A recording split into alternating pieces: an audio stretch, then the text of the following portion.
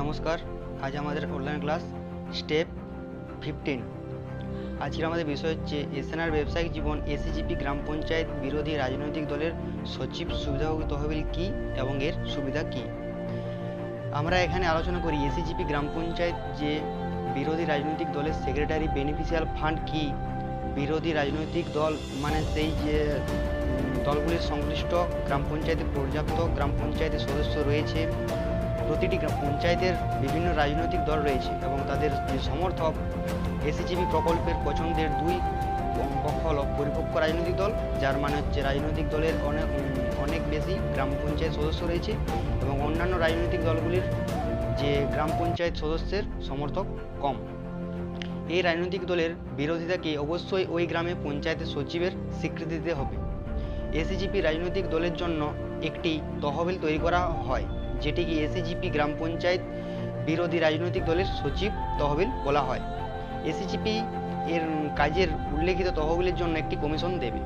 এই তহবিলের জন্য অনুমোদিত দুই ধরনের কমিশন হলো, একটি হচ্ছে এসিজিপি মেম্বারশিপ কমিশন এবং অন্য হলো এসিজিপি মেম্বারশিপ আর্নিং কমিশন। এসিজিপি সদস্যতা কমিশন এই ধরনের কমিশন হলো গ্রাম পঞ্চায়েত ভিত্তিক এসিজিপি সদস্যের মোট সংখ্যা, এবং এই ধরনের কমিশনের প্রত্যেকটি সদস্যের আইডির জন্য 25 টাকা লাগে। ধরুন একটি গ্রাম পঞ্চায়েতে 1000 এসিজিপি সদস্যতা আইডি হলে তাহলে এসিজিপি গ্রাম পঞ্চায়েতের আয় হবে প্রায় 2,50,000 টাকার মতো, অর্থাৎ ফান্ডিং 14 মাস পর 2,50,000 টাকা আয় করে। এসিজিপি মেম্বারশিপ আর্নিং কমিশন এসিজিপি ফার্ম থেকে এসিজিপি আর্নিংয়ের আয় অনুযায়ী ফান্ডে একটি কমিশন দেবে। এই কমিশন 0.5% মোট যে সদস্যের প্রতি 14 মাস পর উপার্জন হবে।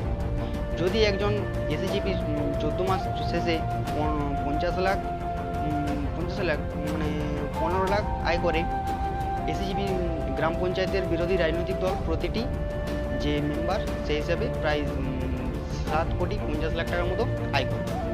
এই ধরনের উপার্জন এসিজিপি সদস্যের 14 মাসের মধ্যে ফার্ম থেকে উপার্জনের মোট যে তার উপর নির্ভর করে।